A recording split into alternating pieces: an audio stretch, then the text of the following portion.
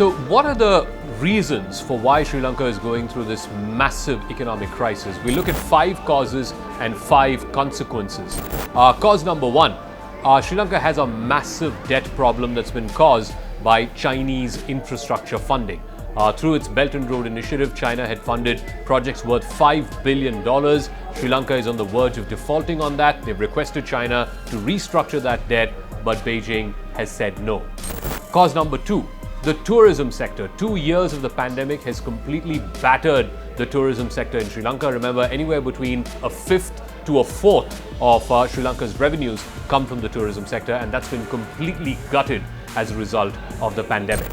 Cause number 3, the serial blast that happened in Colombo. Even though it was in 2019 and even though the perpetrators had been arrested, it was the first time that ISIS was involved in a major terror attack in Sri Lanka, and that has also put off a number of tourists from coming to the island nation. Cause number 4, there is huge import dependence even on essential food items, fuel.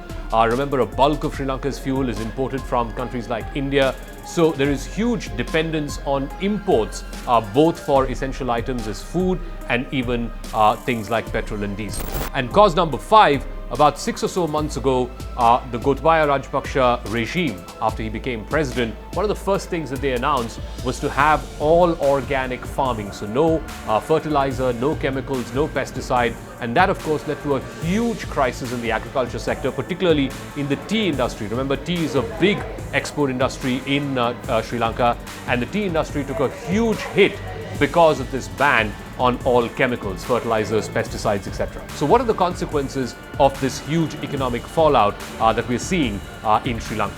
So the first big consequence is runaway inflation. Inflation is very high, it's in double digits. In some parts, it's upwards of 25%. Cooking gas, for example, you can't get a cylinder for anything less than 4,000 Sri Lankan rupees. A bottle of water is 100 Sri Lankan rupees. So you can imagine how runaway inflation is hitting people, and whenever inflation goes through the roof, it is the poor who get hit the most. The second consequence, people have died. People have died out of hunger, people have died in queues, waiting in queues, trying to buy fuel and food.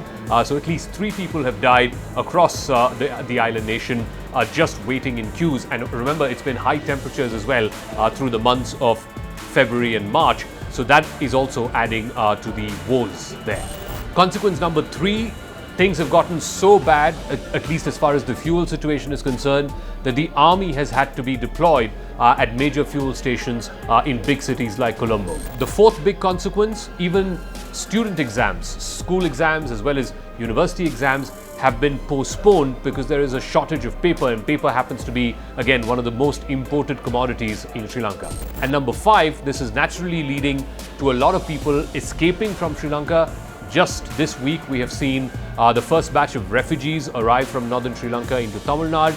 You will likely see a large number of Sri Lankans fleeing from the island nation, going into other countries in Europe and, of course, in the United States as well.